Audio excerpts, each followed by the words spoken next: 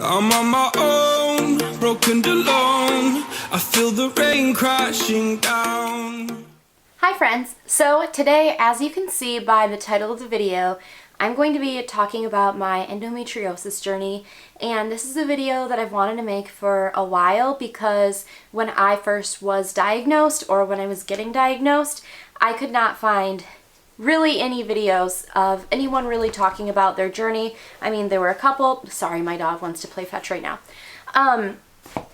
There were a couple, but there weren't many. So I just wanted to open up and share a little bit about my experience, and hopefully this will help someone. I did do a Q&A on my Instagram page. I'm going to put my blog Instagram page and my personal Instagram page here in case you want to follow me. I will put them here. But anyway, so I did a Q&A and I opened that up for questions about endo specifically. So I'm going to answer some of the questions and just kind of talk about my journey as well. So the first question I think is a good place to start. It says, what made you seek medical attention? Looking back, I think that I had symptoms longer than I even knew that I did.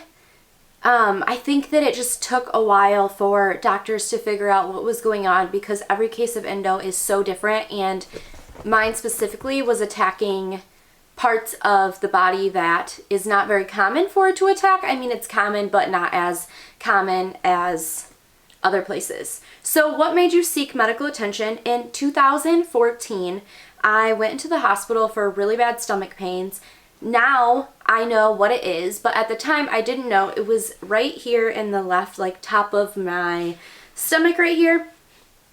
And I just had like a ton of issues going on, but that was the main thing. And the first hospital was not very helpful in the fact of they really couldn't figure it out either. They basically just said that I was constipated and sent me home. So from there, I went into my normal family doctor for a checkup after leaving the hospital, just to make sure that everything was good, which I think is pretty common. They normally send you to your family doctor for just kind of a check-in after you go to the hospital. And he did not really like the answers, so he actually sent me back. And at that point, I ended up getting admitted to a different hospital, a different local hospital. I was in the hospital for 6 days. They really couldn't figure anything out. They ended up doing a CT scan or an MRI, maybe both. And neither one of those showed anything other than that I was constipated. And from there, the doctor did an upper GI scope. I think that's what it's called. My lack of terminology is really showing. So they did that and they couldn't find anything. And so from there, he recommended that I go to, I don't want to say the name, but a different hospital in this state, one that's about an hour, hour and a half away, and they would look more into it and I could see specialists, things like that. So I did go in and they ended up saying that I had IBS. I basically felt really silly because I felt like it was just in my head. I felt like nobody really believed me. Waylon, can you not? Anyway, I felt like it was in my head. Nobody really believed me. He basically told me to eat some more fruit, I think is what he said. I can't remember which fruit. He said like an apple or a banana. Can't really remember. Anyway, so I was kind of frustrated and I was still having the pain. Not as bad, but it was like coming and going. And then I was having the pain still, I want to say about 3 years after that. And I ended up talking to my aunt who had, well, she has endometriosis. And she ended up getting a hysterectomy really early on in life because, I want to say in her 20s, because of it.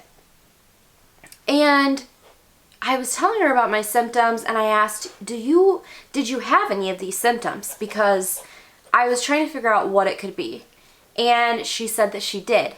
So I went to my family doctor, and at this point my family doctor had changed because my doctor had retired, and she told me that I needed to see an OBGYN. So I found one that I thought was really good, and she explained how the only way to confirm that someone has endo is through a laparoscopic surgery procedure, whatever you want to call it. So I was 18. I didn't know. I was like, okay, yeah, go ahead and schedule it. Maybe I was a little bit older than 18, but I was young. So I was like, yeah, go ahead and schedule that. She confirmed that I did have it. And for me, it was mostly attacking my bowels. So that would explain the constipation, the digestive issues, things like that. Issues that I had had for years and years without ever really having answers as to why. So she figured out what it was, and with the surgery, it helped for like 3 months. And then after that, it was starting to get worse progressively each month. So I ended up just not feeling confident. This doctor specifically wanted me to do Lupron shots. She wanted to put me into like a premature, temporary menopause, and I didn't feel comfortable with that. So I ended up finding another doctor, one who is more natural route of things. I want to say she's a homeopathic, osteopathic, I don't know, something like that. And she was where I started to really get help. She was with me that I shouldn't have had, well, I didn't want to have surgery again, and she supported that. And she actually got me to a pelvic floor therapist, which has been a huge help. I'm only about 6 weeks in, but I'm already seeing major changes. She helped me with my diet and told me that I need to basically get into better shape, start getting in some exercise. I really wasn't doing the best with that. So I ended up starting working out and drinking about a gallon of water a day. She said that that was really important. And basically just trying to add in anti-inflammation foods and removing foods that cause inflammation. That helped a ton. And also with the help of the therapist and the doctor, I'm doing, like I said, the physical therapy. It's called pelvic floor therapy. And I'm also on different supplements. The supplements will really basically depend on your case of endo, but for me, I'm taking magnesium, an omega-3, I believe it is. I'll have to link them below. And there's another one. Why am I going blank? Anyway, I take those 3 only 1 week out of the month, and then each day I take turmeric. I hope I'm saying that right. And these are just supposed to also help with inflammation and bloating and all of the swelling things that come with endo, the pain.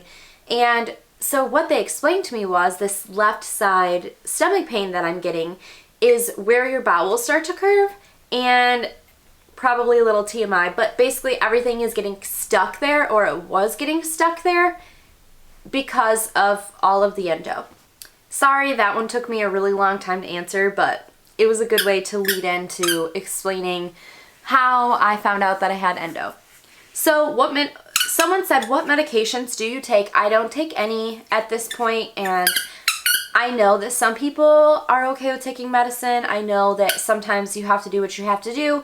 For me, I just didn't feel like I was ready to be at that point, so I have not taken any medications. I was on a birth control for about 3 months after surgery, and I ended up removing myself from that because it was making me extremely depressed and anxious. Someone said, have you had surgery and would you recommend surgery?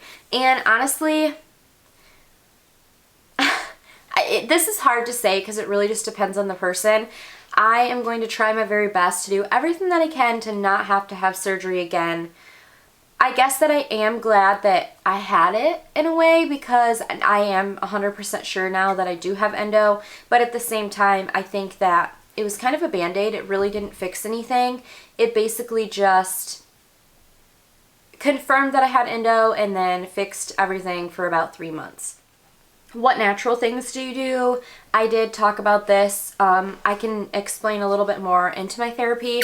I've done dry needling, different stretches and workouts to strengthen my muscles because I'm having a lot of muscle weakness and muscle tension from being in pain. So dry needling, some different stretches. I'm doing some certain movements and workouts that are really helping She will do different massages to help with that pain that I said that I was having. She's helped me find different supplements. I've been going, I wouldn't say gluten-free, but limiting the gluten as much as I possibly can. I really started focusing on removing the gluten out of my diet. And honestly, that hasn't been that big of a challenge. Not as big as a challenge as I thought it would be, so maybe I could do a video on that too, about the symptoms of endo. So yes, I can do that, and it's really different for everyone. Here are some that I've learned about. So headaches, I have a friend who was having headaches, and I guess that's pretty common. I don't actually know the reason behind it because I haven't focused too much on it, just because I don't really have the headaches. Painful periods, pain with intercourse, which this is something that someone also asked me to explain about because that's something that not a lot of people know that it can cause. Pain with bowel movements or urination, which that's the one that I had. Excessive bleeding, infertility. Other symptoms and signs that women experience could be fatigue, which that was me. That was a huge symptom for me. I was always tired. I'm still always tired. I like to take naps. I have to get my full 8 hours. Diarrhea, constipation, bloating, nausea, and especially during menstrual periods. I did have the bloating and nausea. I would sometimes puke while on my period. That's how bad it was. And then also someone asked, what is it? So it's really hard for me to explain. So I'm just going to read it straight from Mayo Clinic because I don't want to put it in my own words and mess it all up. So endometriosis is a painful disorder in which tissue similar to the tissue that normally lines the inside of your uterus, the endometrium, grows outside of your uterus. So with endometriosis, most commonly involves your ovaries, fallopian tubes, and tissue lining your pelvis. Rarely, endometriosis may spread beyond pelvic organs, and for me, that's what it was doing. Which is why it took so long to get diagnosed. Someone also said what risks come with endometriosis, and there are a lot. So here are a few that I found and wanted to share. Never giving birth, infertility, starting your period at an early age, and for me, I had literally, I don't remember if I had just turned 10 or I was turning 10, but it was the summer that I was going into 5th grade. I do know that much. Starting short menstrual cycles, for instance, less than 27 days, heavy menstrual periods that last longer than 7 days, having higher levels of estrogen in your body or a greater lifetime exposure to estrogen, low body mass index, one or more relatives with endometriosis, and any medical condition that prevents the normal passage of menstrual flow out of the body, reproductive tract abnormalities. There you go. So, something else that I have recently found, and part of why I also want to stay as healthy as I can, ovarian cancer does occur at higher than expected rates in those with endometriosis, so that's something that I really want to be cautious of. So just to kind of conclude everything, from my understanding from my doctors, my endo is in a good spot as far as like not being much in my reproductive areas. However, it is in one of the most painful spots, which is my bowels. Basically, it's just growing throughout. And just to kind of recap some things that I've done, I'm on different supplements, drinking a gallon of water a day, eating whole foods. For me, this is huge. And trying to avoid foods that cause inflammation, adding in ones that fight inflammation, and definitely the workouts. If I go a few days without working out or eating like straight garbage, I will end up just crying because I'm in pain, and because also with my endometriosis, actually this is really common, it can cause depression and anxiety, probably from just the wacky hormones, I'm assuming.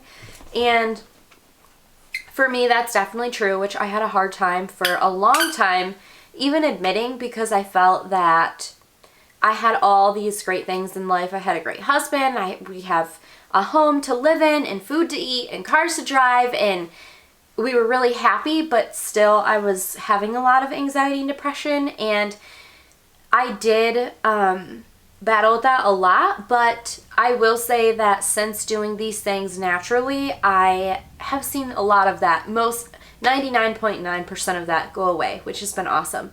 Thank you for watching my video on my story of endometriosis and kind of where I've been and where I'm going and where I'm at right now. I appreciate everyone who's watched, but if you have any questions, please comment them below, or if you don't feel comfortable commenting them publicly, then feel free to DM me on Instagram. I'll put my handle in the bio box underneath, and thank you for watching. I really appreciate it, and I will see you all next time. Thank you.